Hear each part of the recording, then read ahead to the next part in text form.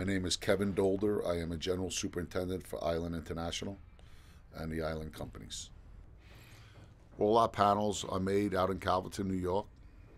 As we make the panels, they're loaded per floor or per hang sequence on cradles that are made by us, all attached to them with about 8 to 10 panels per cradle.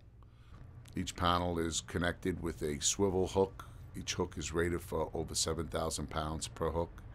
Generally, we use a roller system on our cables, which is 4 swivels per panel.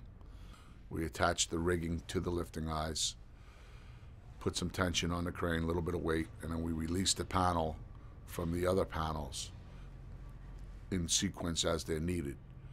All the panels, again, would have, each panel going up has a minimum of 2 tag lines attached to it that would run up to the length, to the floor, wherever that panel's going, whether it's from the first floor to the 30th floor. We have tags, each and every panel is tag lined all the way up the building.